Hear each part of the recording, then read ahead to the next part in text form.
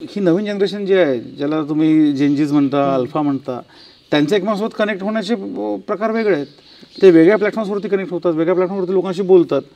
आणि अगदीच सामाजिक प्रश्नांपासून जर म्हणशील तर पिंक रिव्होल्यूशनपासून आता परवाच्या नेपाळपर्यंत ह्या सगळ्या गोष्टी जेनजीच्याच लोकांनी केलेल्या आहेत.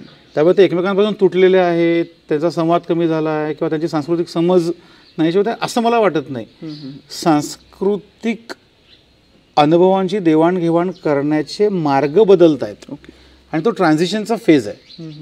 त्या ट्रान्झिशन फेजमध्ये जुन्या लोकांना ह्या नवीन प्रवाहाची सवय नसल्यामुळे त्यांना हे काहीतरी वेगळं वाटतं. नवीन लोकांना जुन्या प्रवाहांची ओळख नसल्यामुळे त्यांना ते आउटडेटेड वाटतं. असुरक्षित वातावरणाचा काळ आहे. या सगळ्यामध्ये लोक प्रचंड असुरक्षित आहेत स्वतःच्या वर्तमानाबद्दल, स्वतःच्या भविष्याबद्दल. त्यामुळे येणारा प्रत्येकजण हा पुढच्या काळात कसं होईल त्या भीतीमध्ये अडकलेला आहे. त्यामुळे ते आपल्या मुलांनी काय केलं पाहिजे, तर आपल्या मुलांनी इंजिनियर व्हायला पाहिजे, डॉक्टर व्हायला पाहिजे, आर्किटेक्ट व्हायला पाहिजे. त्यांना जे काही भविष्य सुरक्षित वाटतं. माझ्या मुलाला IITला जायचं असेल तर त्याच्याकरता त्याला 12वीला इथे क्लासला ॲडमिशन मिळाली पाहिजे.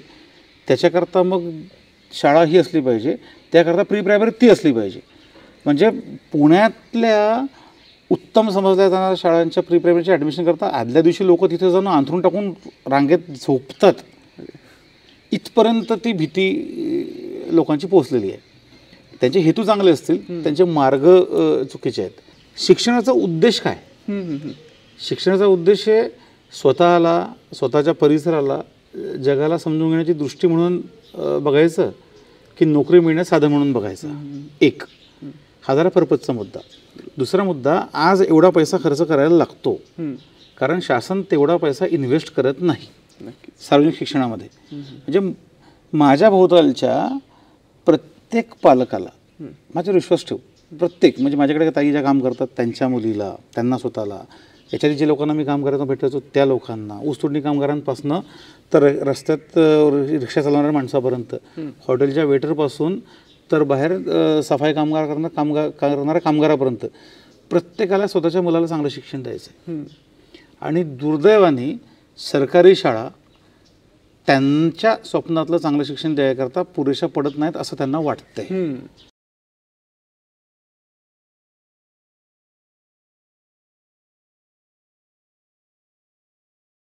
नमस्कार, मी धीरज घोरपडे. आपल्या सर्वांचं स्वागत आहे विचारमंथनवर.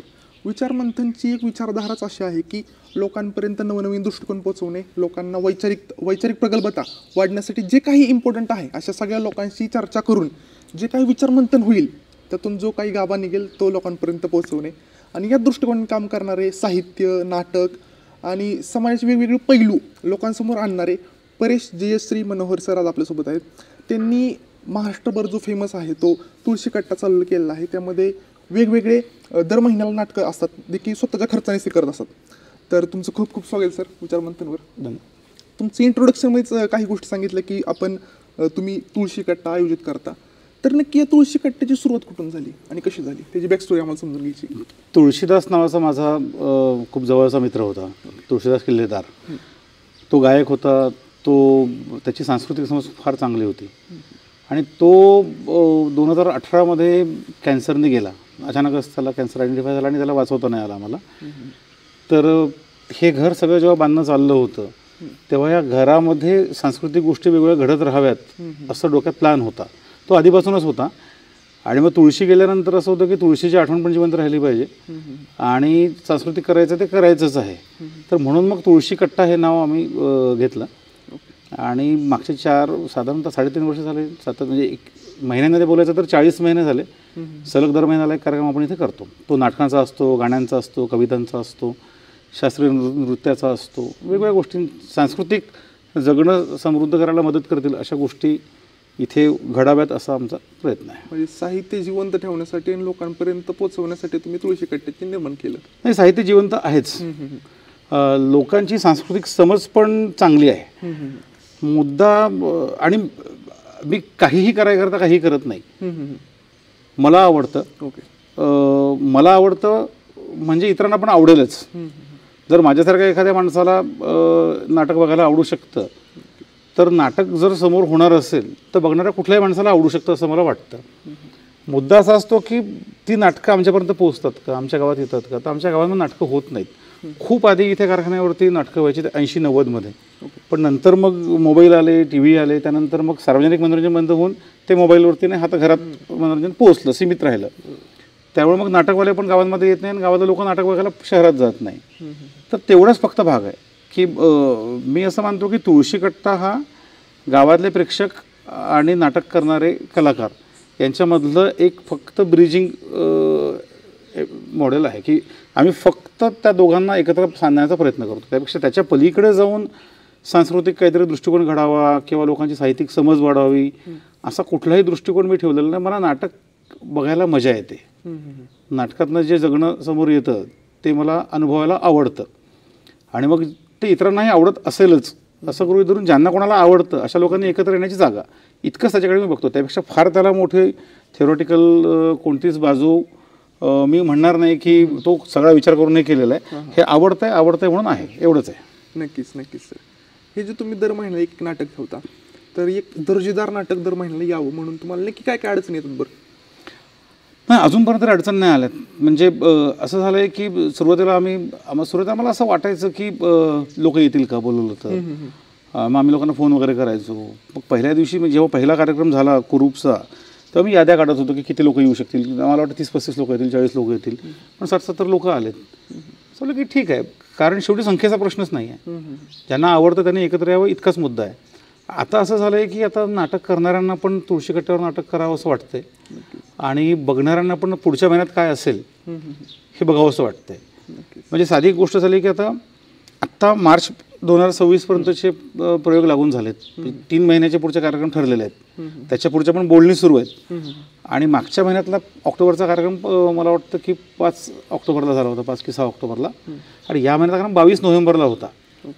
तर आमच्या नेहमी येणाऱ्या मित्रांचे फोन सुरू झाले की अरे खूप मोठा गॅप नाही पडत आहे का, 1.5 महिना झाला, असं नको, लवकर घ्या. तर 22च्या कलाकाराला आम्ही रिक्वेस्ट केली की तू 9लाच ये, कारण खूप गॅप होतोय. मग त्यांनी पण ज्ञानराजने ॲडजस्ट करून मग 9ला कार्यक्रम घेतला. म्हणजे आता ते लोकांच्या बाजूने पण सुरू आहे की या महिन्यात कोणता कार्यक्रम आहे. आणि अक्षरशः कार्यक्रम करण्याकरता काही करायला लागत नाही. म्हणजे व्हॉट्सअपचा एक मेसेज, एक छोटा ब्रॉडकास्टिंगचा ग्रुप आहे आणि स्टेटसवर ठेवलेलं असतं. तेवढ्या याच्यावरती लोक येतात. आणि फक्त जेवणाच्या सोयीसाठी विचारायला लागतं की कोण कोण लोक, कन्फर्मेशन बाहेरच्यांचं घ्यायला लागतं जे जेवायला असतात तेवढंच. त्याच्यापेक्षा जास्त वेगळं काही करायला लागत नाही. आणि बेसिकली मी मगाशीच जसं म्हटलं की आम्ही फक्त माध्यम आहोत. म्हणजे उदाहरणार्थ तुळशीकट्टा बघायची पण तू जे म्हणालास की हे स्वतःचा खर्च करतात आणि करतात, तर तसं म्हणजे याच्याकडे बघायचं कसं हा मुद्दा आहे. म्हणजे उदाहरणार्थ परवाच्या दिवशी कार्यक्रम झाल्यानंतर नेक्स्ट डे आम्हाला घरी पिशवीभर कांदे दिसले. ते कोणी आणले माहिती नव्हतं, कारण आम्ही आणलेले नव्हते.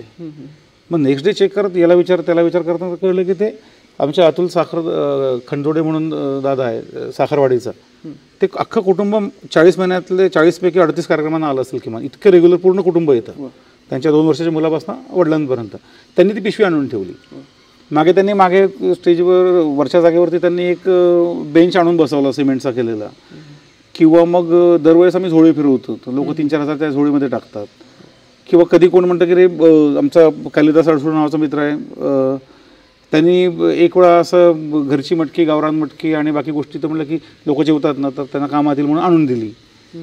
तर हा आमचा नाही आहे, हा लोकांचा आहे. बरं, कलाकारांच्या बाजूने मोठे मोठे कलाकार आहेत की ज्यांच्या नाटकाची तशी फीस खूप जास्त असते. पण मग ती लोक त्यांना आम्ही भेटून सांगतो की आम्ही आमच्या मागे कोणती संस्था नाही आहे, आम्ही देणगी पण कोणाची घेत नाही, तर आम्ही फक्त 5,000 मानधन देऊ शकू आणि प्रवास खर्च देता येईल, तुमच्या जेवायची सोय करता येईल, तुमच्या मुक्कामाची सोय करता येईल, घरीच मुक्काम होईल. तर 5,000 रुपयावरती लोक मुंबई पुणे कुठनं येत आहेत. म्हणजे भूषण कोरगावकरसारखा मोठा कलाकार दिग्दर्शक आहे, त्याचं लावणीवरचं मोठा कार्यक्रम आहे लावणीच्या संदर्भातला, लव अँड लावणी आणि वेगवेगळ्या नावाने तो कार्यक्रम करतो. फारच मोठा कार्यक्रम आहे. पण तो पण आता डिसेंबरमध्ये येतोय तर तो 5,000 रुपये मानधनावरती येतोय. तो म्हटलं मग मी तामझाम नाही करणार, मी मोठं माझ्या लाईट्स बिट्स काही करत नाही, 2 डान्सर्स आणि मी असं आम्ही येतो ना आपण प्रोजेक्टवर करू, चालेल. आलोक राजवाडेसारखा नाटककार आहे, त्याचं प्रस्थान नावाचं नाटक प्रोसेनियम नाटक म्हणजे मोठ्या थिएटरचं नाटक आहे. त्यांनी त्या सगळ्या नाटकात ॲडजस्टमेंट करून नाटक आपल्या तुळशी कट्ट्यावरती केलं. ही प्रातिनिधिक नाव आहेत. अशी मोठे मोठे नाटककार आणि नाटकात रस असणारे कलाकार त्यांनाही लोकांशी बोलायकरता आवडतं आणि ते येतात. त्यामुळे कलाकार कलाकारांच्या बाजूने कॉन्ट्रीब्यूट करतायत, प्रेक्षक त्यांच्या बाजूने कॉन्ट्रीब्यूट करतायत, आम्ही आमचा वाटा उचलतोय. तसं ते कलेक्टिव्ह आहे असं मला वाटतं. रादर दॅन म्हणजे मी काहीतरी दृष्टिकोन बदलावा म्हणून स्वतःच्या खर्चाने असं करतोय असं असणं, त्याच्याकडे असं बघण्याऐवजी एक जागा अवेलेबल झालेली आहे लोकांना जिथे नाटक खेळता येतं, नाटक बघता येतं आणि मग ती जागा टिकून राहावी याच्याकरता लोक आपल्या पद्धतीने कॉन्ट्रीब्यूट करतात. आता हे करताना पैसे लागतात का तर लागतात, पैसे जातात का तर जातात, पण त्याच्याकडे कसं बघायचं म्हणजे उदाहरणार्थ मी मागे एकाला बोलताना म्हटलं होतं की एक SIP असते, फायनान्शियल लोकांना माहिती आहे शब्द तो, सिस्टमॅटिक इन्व्हेस्टमेंट प्लॅन असतं. ते म्हणतात की दर महिन्याला पैसे टाका तर आणि मग त्याचे रिटर्न्स तुम्हाला खूप नंतर मिळतील. तर मी असं म्हणतो की आम्ही SIPच करतो, पण हा सोसायटल इन्व्हेस्टमेंट प्लॅन आहे की सोसायटीमध्ये तुम्ही काहीतरी इन्व्हेस्टमेंट करताय, त्याचे रिटर्न्स नंतर मिळतील ना. ज्यांना कोणाला याच्यातला एखाद्या लहान मुलाला अभिनय करावा असं वाटला, एखाद्याला चांगल्या पद्धतीने नाटक समजून घ्यावं असं वाटणं, एखाद्याला आपला वेळ चांगला जावा यासाठी इथे येऊन 50 किलोमीटरपर्यंत येऊन बसावं असं वाटणं, हे सगळंच त्या अर्थी त्यांचे रिटर्न्स आहेत त्यात मिळणार आहे. एवढंच त्याच्यातला लिमिटेड समज आमची आहे. नक्कीच. तुम्ही आत्ता मग एक मुद्दा मांडला की इथं कारखान्यावर नाटकं व्हायची 70-80च्या काळात, त्यानंतर सगळं जे एंटरटेनमेंट आहे ती पर्सनलाइज झालं. ज्याला एखाद्याला समजा एखादा पिक्चर बघायचा तर तो तेवढाच TV वर बघत बसायचे, आता तर मोबाईल आले. यातून असं वाटतंय की आपली जी सांस्कृतिक जी आवड आहे किंवा सांस्कृतिक जे वातावरण आहे ते कमी कमी होतंय. हे नक्की आता अपलिफ्ट करताना तुम्ही तर करता तुमच्या लेवलला, पण अजून लोकांनी काय करायला हवं? ॲक्च्युली मी काही अभ्यासक नाही, मी कार्यकर्ता स्वभावाचा माणूस आहे. तर मला लोकांमध्ये फिरायला, लोकांशी बोलायला आवडतं. तर माझी समज अशी आहे की संस्कृती आपली काहीतरी अशी स्टॅग्नंट गोष्ट आहे आणि ती अशी होती आणि आता ती गेली असं नाही होत. म्हणजे उदाहरणार्थ संस्कृती प्रवाही गोष्ट असते. आपल्या खाण्यापिण्याच्या गोष्टींपासून आपल्या कपडे घालण्याच्या पद्धतींपर्यंत किंवा आपल्या मनोरंजनाच्या कल्पनांपर्यंत ती गोष्ट सातत्याने बदलत जाते. म्हणजे उदाहरणार्थ हिंदी सिनेमाचा काळ पण 100 वर्षापेक्षा जास्त मोठा नाही आहे, बरोबर आहे. रेडिओ आपल्याकडे 70-80 वर्ष आधी आला आहे. त्याच्या आधी मग लोककलाकार होते, जात्यावरच्या ओव्या होत्या, बरोबर आहे. त्यामुळे लोक स्वतःला गुंतवून ठेवण्याकरता, स्वतःचं एकमेकांसोबत कनेक्ट करण्यासाठी वेगवेगळ्या प्रकारचे फॉर्म वापरतात. आता आपल्या सवयीचे म्हणजे 70-80मध्ये जी पिढी वाढली त्यांच्या सवयीचे फॉर्म तितके त्यांना अवेलेबल आहेत असं दिसत नाही, हे नक्कीच होतं आहे. पण दुसऱ्या बाजूला ही नवीन जनरेशन जी आहे, ज्याला तुम्ही जेनजीज म्हणता, अल्फा म्हणता, त्यांचे एकमेकांसोबत कनेक्ट होण्याचे प्रकार वेगळे आहेत. ते वेगळ्या प्लॅटफॉर्म्सवरती कनेक्ट होतात, वेगळ्या प्लॅटफॉर्मवरती लोकांशी बोलतात. आणि अगदीच सामाजिक प्रश्नांपासून जर म्हणशील तर पिंक रिव्होल्युशनपासून आता परवाच्या नेपाळपर्यंत ह्या सगळ्या गोष्टी जेनजीच्याच लोकांनी केलेल्या आहेत.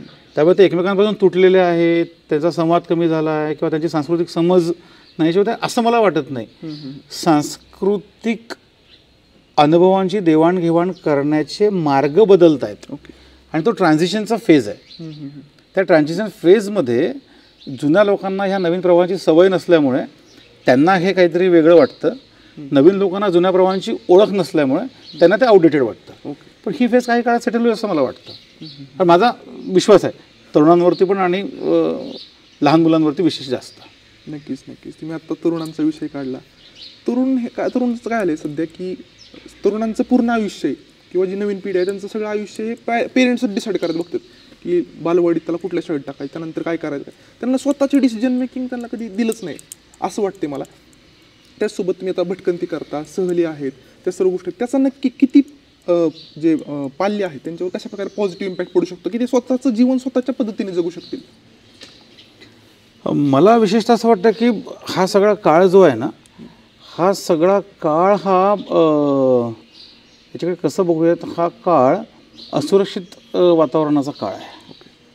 या सगळ्यामध्ये लोक प्रचंड असुरक्षित आहेत स्वतःच्या वर्तमानाबद्दल, स्वतःच्या भविष्याबद्दल. त्यामुळे येणारा प्रत्येकजण हा पुढच्या काळात कसं होईल त्या भीतीमध्ये अडकलेला आहे.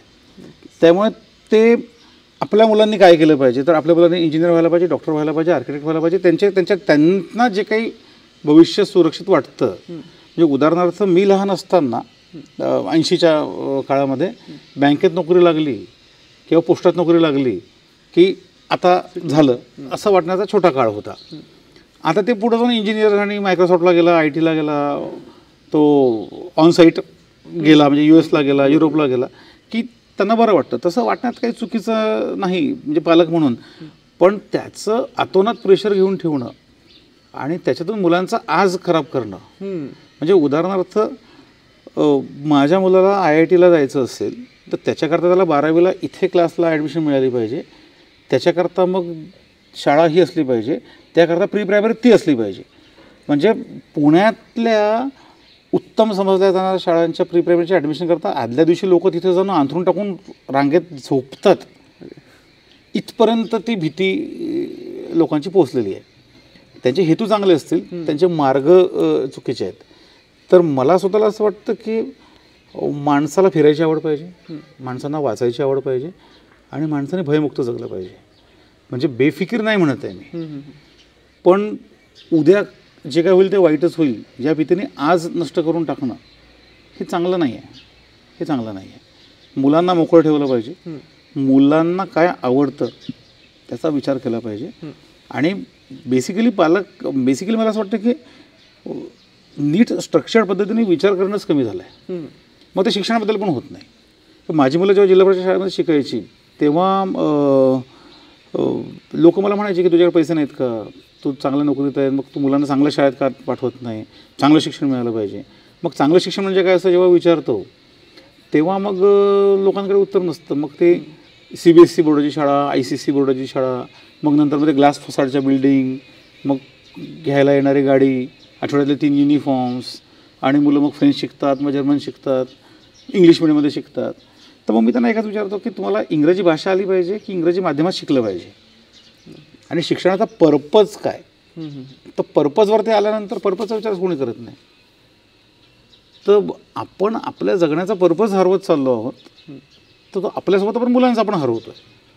पण मूळ मुद्दा तिथे आहे असं मला वाटतं. पण तुम्ही जो मुद्दा मांडला बरोबर आहे, पण आता काही असा वर्ग आहे की जो ओव्हर पेरेंटिंग करतोय, म्हणजे काही फार कंट्रोल करण्याचा प्रयत्न करतोय, आणि काही असे आहेत की त्याला बघू द्या. हे इनबॅलन्स होईल असं वाटतंय का किंवा होतंय? म्हणजे आत्ता 50 वर्षाआधी असं होतं ना की मुलं, म्हणजे काही घरांमध्ये तर असं असायचं ना की मुलगा शाळेत जातो की नाही माहीत नाही, कोणत्या वर्गात आहे माहीत नाही, बरोबर आहे. तो तसा इग्नरन्सचा काळ होता, कारण त्या शिक्षणाचा आपल्या आयुष्यात रोल काय आहे ह्याच्याबद्दलच क्लॅरिटी नव्हती. म्हणजे मुख्यतः आपला ग्रामीण परिसरात जगणारा समाज जो असेल की ज्याच्याकडे शेती आहे आणि चांगलं जगणं चाललेलं आहे, त्याच्यामध्ये परंपरा आपण शेतीच करतो आहे, तर शेतीच करायची आहे. मग शाळा गावात आल्यानंतर जाते पोर तर जाऊ दे शाळेत, काय जवळ जाईल नंतर शेतीच करेल. तर तो जो एक तशी समज आहे की ज्याच्यामध्ये शिक्षण घेतोय तर घेऊ दे, काही हरकत नाही, इथपासून तर कुठे शिक्षण घ्यायचं, काय घ्यायचं, त्याची फी किती, जेवढी फी जास्त तेवढी शाळा चांगली समजण्याची काळ, हे ट्रान्झॅक्शन खूप फास्ट झालं आहे. त्यामुळे आता एका बाजूला असं आहे की म्हणजे मला आता असं वाटत नाही की काय करायचं ते कर या लेवलला लोक आहेत. लोक ओव्हर पॅरेंटिंगमध्ये आहेत की आम्ही सगळं ठरवू, किंवा गोंधळलेले आहेत की काय करायचं नेमकं माहिती नाही. जर वर्किंग क्लासबद्दल बोलशील, जर कष्टकरी समुदायाबद्दल बोलशील, तर 2 गोष्टी फार महत्त्वाच्या आहेत. 1995 मध्ये एक प्रोब नावाचा रिपोर्ट आला होता, त्यात त्यांनी इम्पॉर्टन्स अँड प्रायोरिटी याच्यावर भर दिला होता. म्हणजे त्याच्यामध्ये असं होतं की वर्किंग क्लासमधल्या वंचित समूहातल्या कुठल्याही पालकाला जर विचारलं की तुमच्या मुलांनी शिकलं पाहिजे की नाही, तर ते म्हणतात शिकलंच पाहिजे आणि चांगलं शिकलं पाहिजे, बरोबर आहे. मुद्दा असा आहे की प्राधान्यक्रम काय, हे त्या कुटुंबाला शिक्षणाचं महत्त्व आहे का, तर आहे. शिक्षण त्यांच्या प्राधान्यक्रमावरती आहे का, तर आज जगणं प्राधान्यक्रमावरती आहे. तर जगण्याच्या सगळ्या प्रयत्नांमध्ये जर ती मुलं हातभार लावणार असतील तर अनफॉर्च्युनेटली, मान्य असो नसो, ते शिकवत राहण्याऐवजी मूल कामात आलेलं त्या कुटुंबाला कुटुंब जगण्याकरता कामाचं असतं. त्यामुळे इम्पॉर्टन्स नक्की आहे, प्रायोरिटी नाही आहे. नक्कीच नक्कीच इथपर्यंत ते आता आपण त्या 2 याच्यामध्ये आहोत. एक मुठभर वर्ग असं आहे की ज्यांच्याकडे खूप जास्त आहे, आणि एक बहुतांश मोठा वर्ग असा आहे की ज्यांच्याकडे काहीच नाही, जे आहे ते पण सुटत चाललं आहे. अशा एका मोठ्या डिव्हाइडच्या रिसोर्स डिव्हाइडच्या काळामध्ये आपण आत्ता बसलेलो आहोत असं मला वाटतं.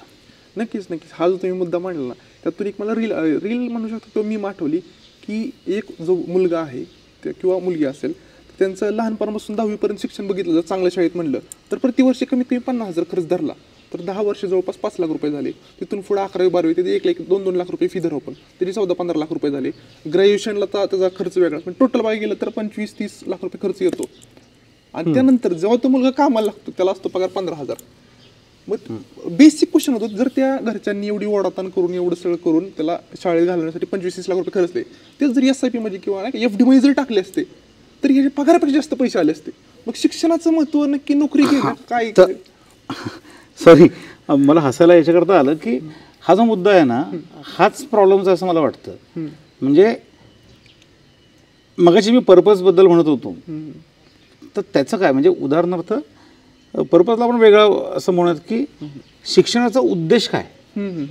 शिक्षणाचा उद्देश आहे स्वतःला, स्वतःच्या परिसराला, जगाला समजून घेण्याची दृष्टी म्हणून बघायचं की नोकरी मिळण्यास साधन म्हणून बघायचं.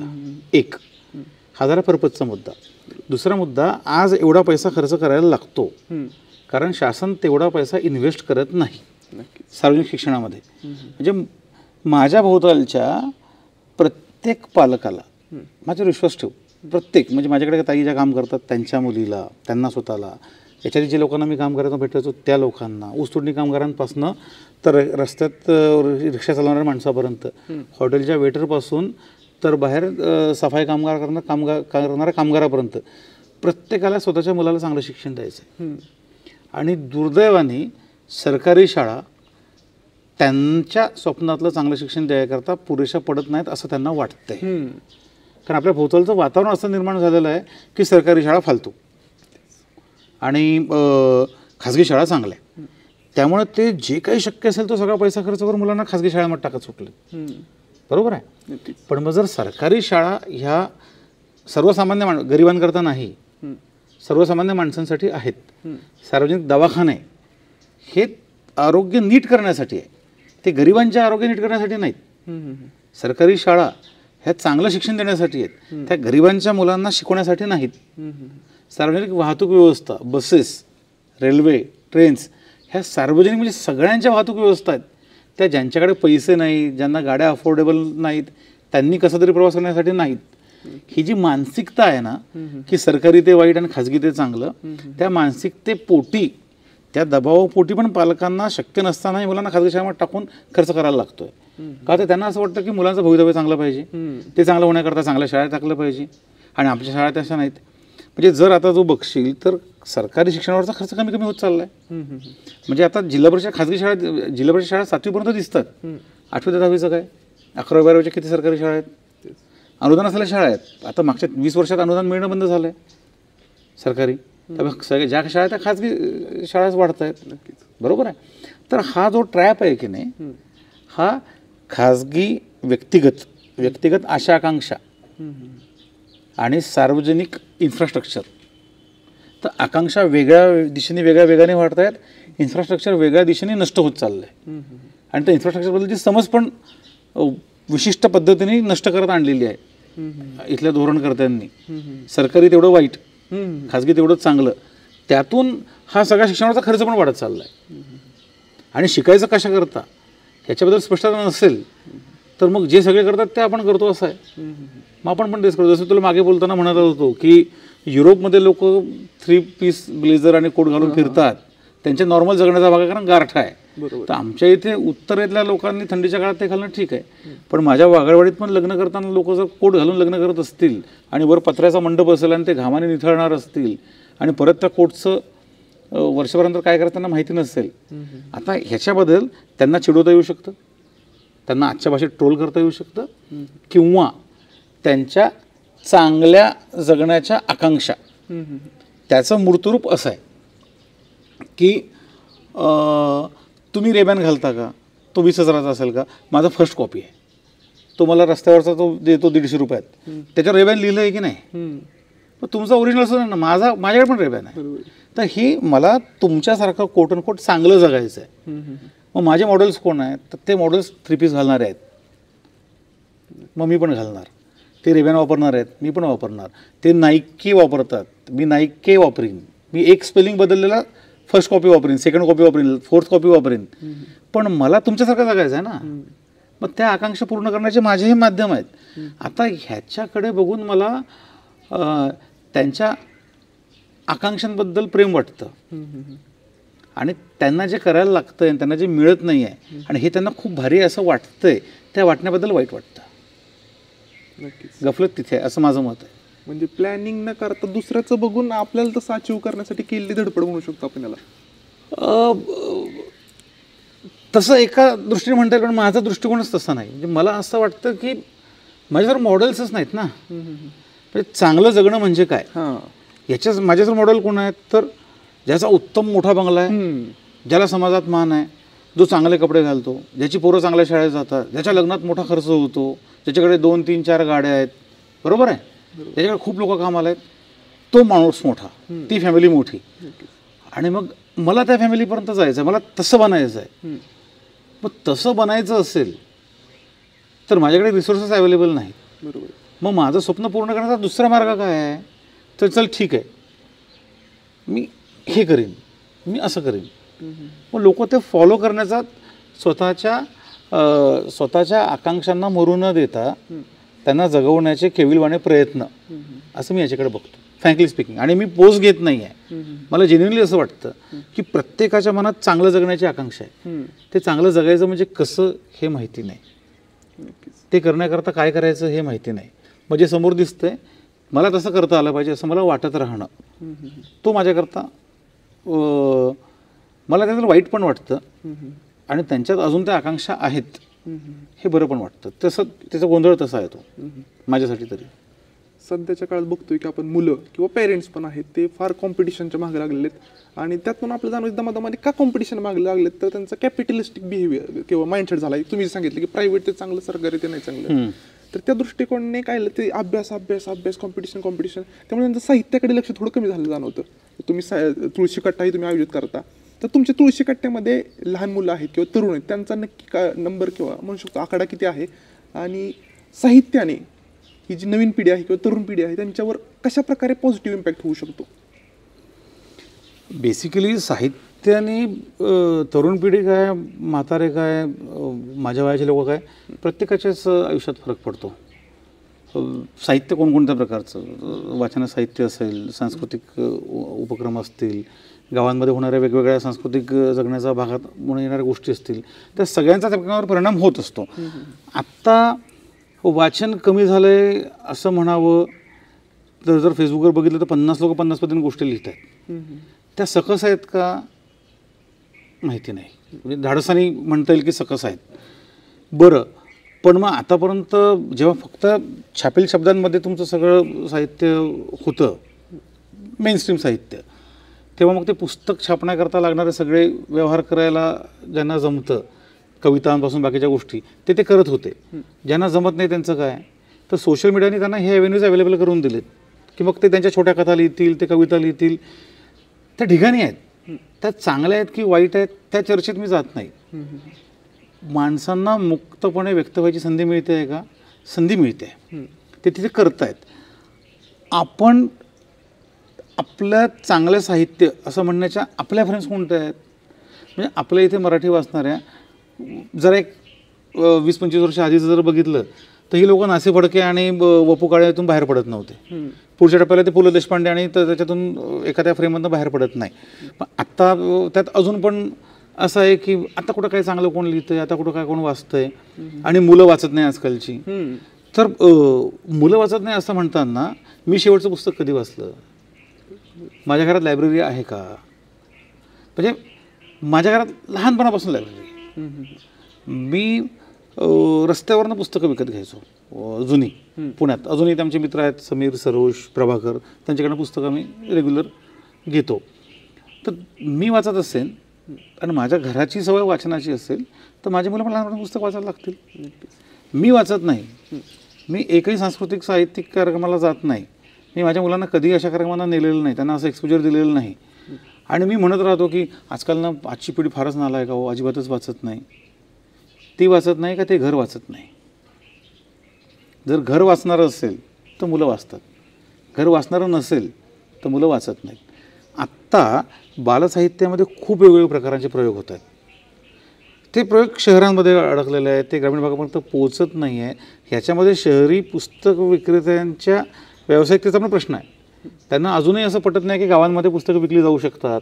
म्हणजे माझ्या बारामतीमध्ये आपल्या सर्व प्रकारचे मॉल्स आहेत, 4 व्हीलर शोरूम सगळे. बारामतीमध्ये डेडिकेटेड पुस्तकाचं दुकान आहे का हो? जिथे लेटेस्ट पुस्तक काल प्रकाशित झालं आज मिळतंय, आहे का? नाही. का नाही? बरं, बारामतीमध्ये मध्यमवर्गीय लोक नाहीत का? बारामती लोकांकडे पैसे नाहीत का? बारामती समृद्ध शेतकरी नाहीत का? बारामतीमध्ये सुखवस्तू लोक राहत नाहीत का? बरं, त्यांना जर तुम्ही वाचायचं ॲव्हेन्यू अवेलेबल करून दिला तर ते वाचणार नाही असं तुम्हाला ठामपणे का वाटतं? जी बारामती पूर्ण देशाला विकासाचं मॉडेल म्हणून समोर येते, त्या बारामती शहरामध्ये एक पुस्तकांचं उत्तम अद्ययावत दुकान नसणं.